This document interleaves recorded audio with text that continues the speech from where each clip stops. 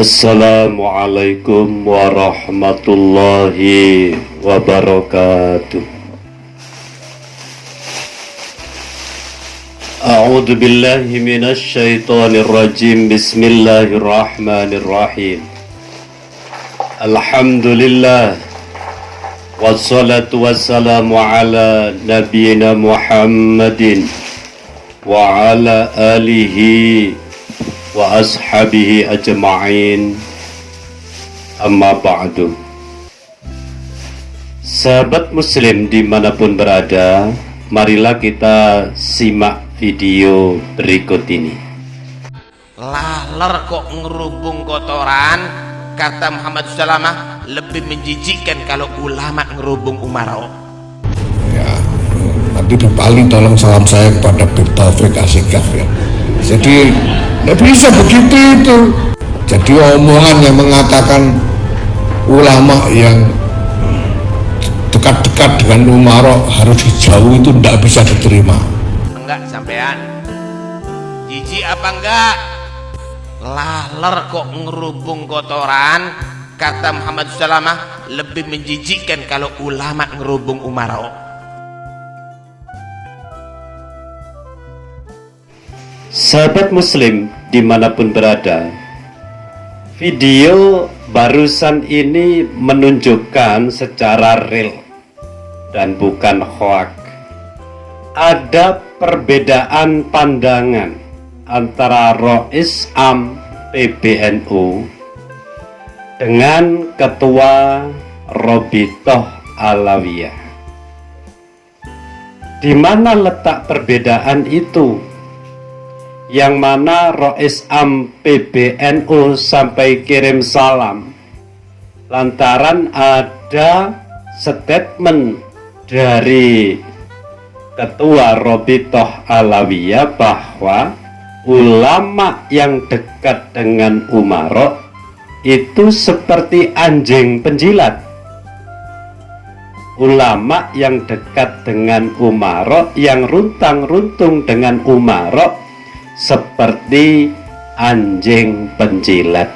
Tentu hal ini dibantah oleh Rois Am PBNU Kiai Haji Yahya Stakuf. Karena apa? Ulama-ulama NU memang selama ini dekat dengan umaro. Perbedaan di sini ini yang mana langsung dari pihak Robitoh Alawiyah, Habib Taufik Asgaf, ini disampaikan di depan muhibbin. Disampaikan di depan muhibbin. Siapa muhibbin? Yaitu kelompok anggota Jam'iyah Nahdlatul Ulama. Sehingga para muhibbin ini pemikirannya menjadi pecah, mengikuti Robitoh Alawiyah apa mengikuti ulama NU. Tentunya secara alam akan ada berpikiran demikian. Disinilah menunjukkan bahwa antara habaib dengan ulama-ulama NU ini berseberangan di dalam ideologi keagamaan. Berseberangan inilah yang menjadi terus meruncing, yang seakan-akan ulama NU, tentunya orang-orang pribumi, ulama-ulama Nusantara, ini merasa dianjing-anjingkan. Ini realita ya, bukan sebuah statement tanpa berdasar. Termasuk Kiai Haji Yahya Stakuf ini adalah yang merasa, ya tersinggunglah intinya dengan perkataan dari Robitoh Alawiyah. Sehingga ini mematik seperti sebuah awal dari peperangan antara ulama dan habaib, ulama Nusantara dengan habaib. Maka dari itu muhibbin dari kaum Nahdliyin perlu jeli menanggapi para habaib di dalam menyampaikan mauidhnya, yang mana pada akhirnya para muhibbin dari kaum Nahdiyin ini akan memilih ikut habaib apa ikut ulama-ulama NU, ulama-ulama Nusantara. Kalau saat ini di fakta realita di lapangan, ya memang banyak yang mengikuti para habaib.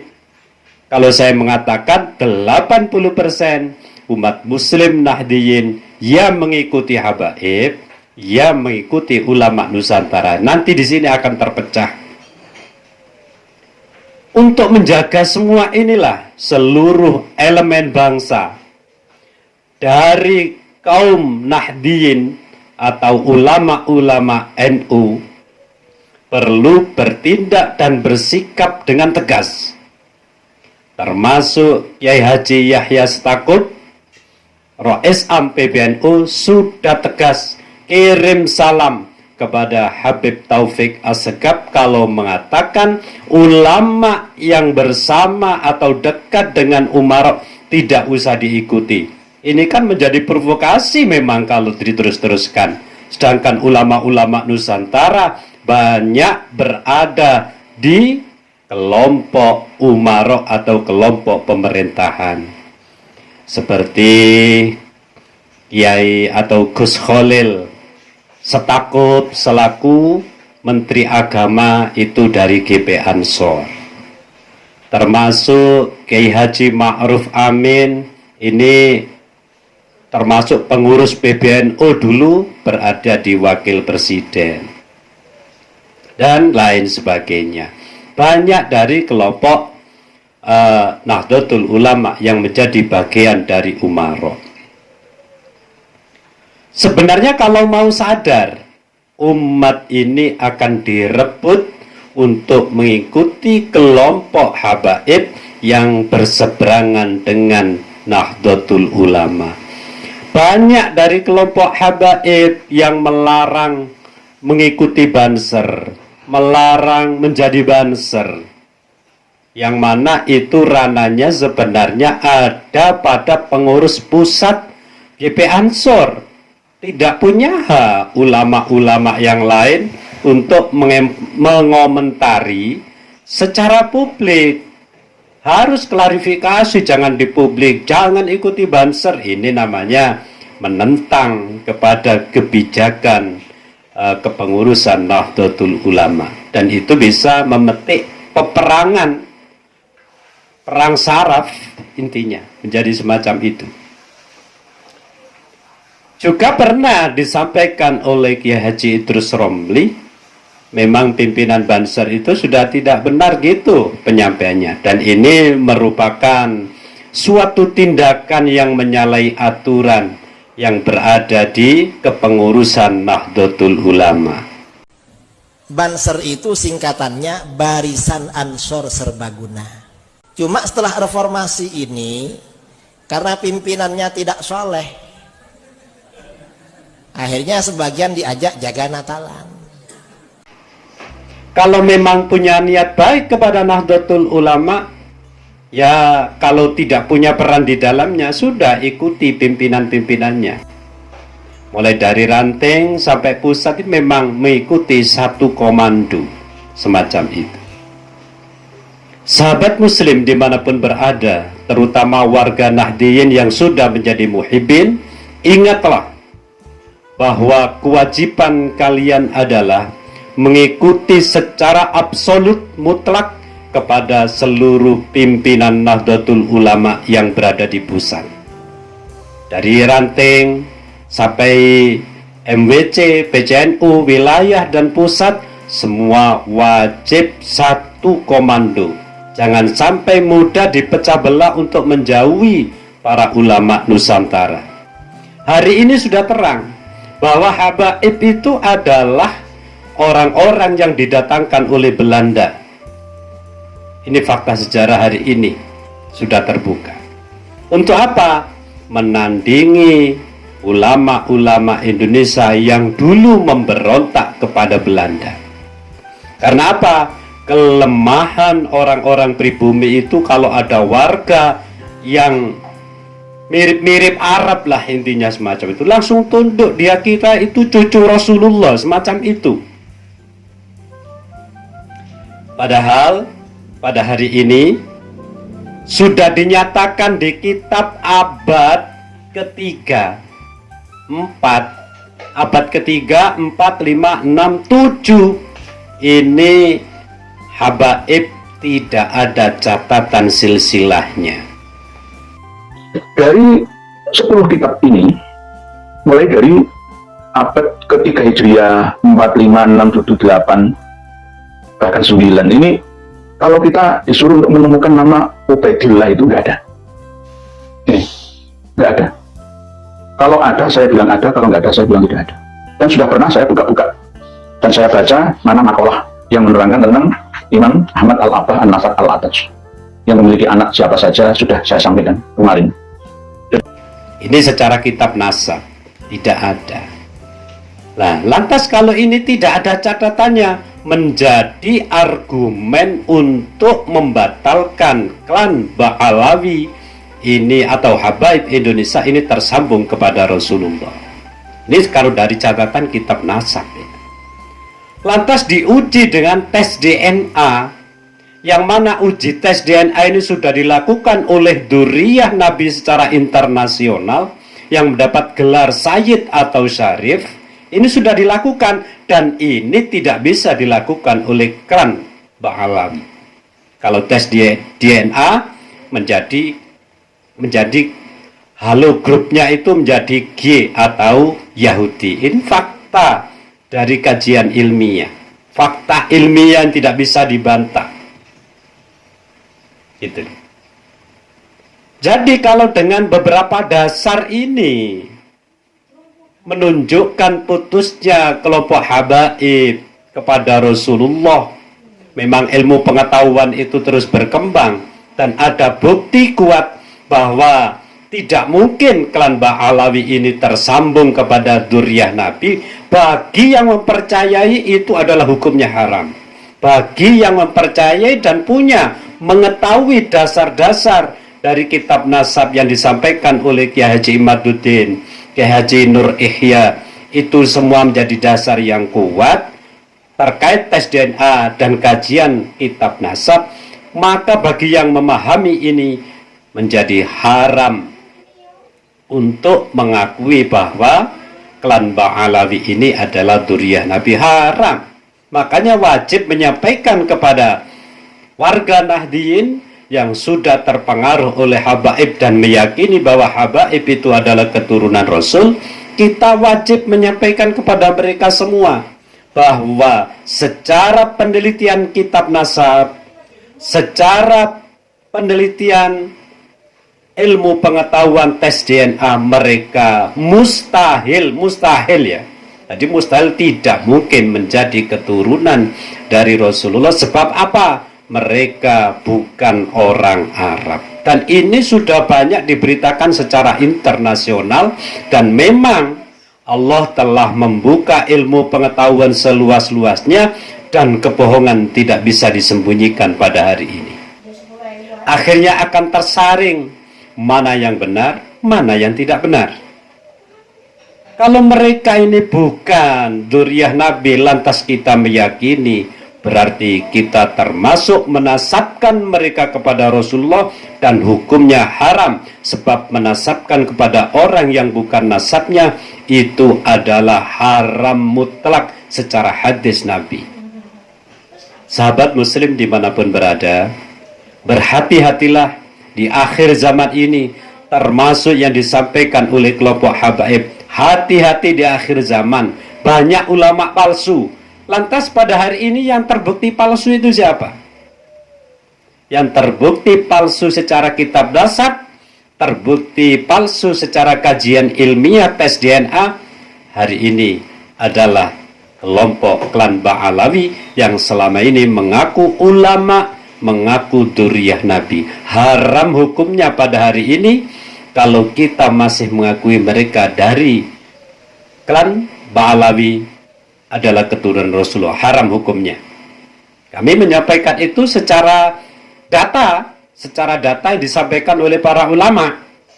Jika klan Ba'alawi bisa memberikan bukti secara kitab nasab, bukan membantah ya, membantahnya kan kemarin tidak ada syarat untuk menjadi dzurriyyah Nabi itu ada kitab sezaman. Ini adalah bantahan yang apa itu ya, politik yang tidak bisa diterima secara akal sehat. Harusnya mencari kitab sahabat yang ada nama Ubaidillah, itu yang diperjuangkan. Jangan mengharamkan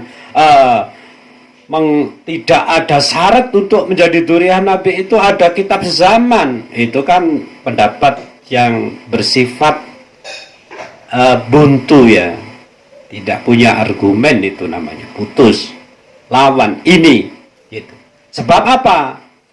Anak dari Ahmad bin Isa ini yang diklaim 3 orang itu semua ada di kitab abad ke-3, ke-4, ke-5, ke-6, ke-7. Kenapa Ubaidillah baru muncul di abad ke-8? Ini kan yang menjadi masalah. Harusnya dia muncul juga di abad 3 atau 4 tersebut yang sudah tercatat. Kok setelah 500 tahun lebih kok baru ada? Ini kan ajaib. Nah, karena ini ada pertentangan, maka perlulah dilakukan tes DNA. Dan nyatanya, ternyata klan Ba'alawi atau cucu Ubaidillah ini setelah tes DNA adalah keturunan Yahudi. Fakta di lapangan. Bantah dulu ini. Kalau ingin meluruskan nasab kalian memang sambung kepada Rasulullah. Bantah dulu secara ilmiah. Gak usah takut, saya kira. Kami pun akan mengikuti kalau memang pendapatnya itu benar. Semacam itu. Termasuk tuduhan pemalsuan makam yang disampaikan oleh para ulama kepada Habib Lutfi. Harusnya ini dibela kalau memang tidak. Tapi kalau memang benar, nah ini kejahatan luar biasa, tidak bisa ditoleransi. Yang istilahnya merampok nasab. Sedangkan menasabkan yang bukan nasabnya itu adalah benar-benar dosa yang dilarang oleh Rasulullah.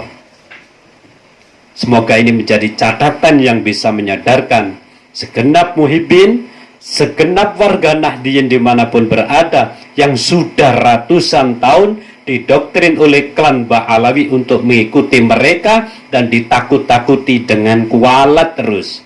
Ditakut-takuti dengan kualat sehingga takut kualatnya itu sampai melanggar aturan agama. Saat ini yang digaungkan oleh ulama Nusantara, gak usah takut kualat kalau untuk kebenaran. Kecuali tidak ada bukti. Bukti sudah dibuka oleh Allah pada hari ini. Ada lagi satu habaib yang mengatakan dulu Bayai Khalil Bangkalan itu sangat takdim kepada habaib. Iya, tapi habaib yang tidak mengaku-ngaku menjadi keturunan Nabi dan akhlaknya bagus, seperti Habib Soleh Tanggul dan lain-lain punya karomah, itu tidak pernah kowar-kowar semacam itu. Memang memalukan lah. Yang asli itu malah menyembunyikan, yang palsu malah menggaung-gaungkan saya keturunan Nabi, di dalam tubuh saya mengalir darah Nabi. Ini kan hal-hal yang memalukan. Untuk apa semua itu? Tapi akhlaknya jauh dari Nabi, mendekati akhlak-akhlak yang buruk. Coba dilihat ceramah-ceramahnya. Ya, Bayai Khalil Bangkalan dulu dari jauh berbau Habib yang baik, ya karena Habib yang tidak radikalis atau Habib-Habib yang soleh yang tidak mengaku-ngaku cucu Rasulullah. Sahabat muslim dimanapun berada, semoga pencerahan ini membawa hikmah kepada kita semua, khususnya ulama atau kelompok Nahdiyin yang sudah menjadi muhibbin dimanapun berada. Wallahul muwafiq ila aqwamit thoriq. Assalamualaikum warahmatullahi wabarakatuh.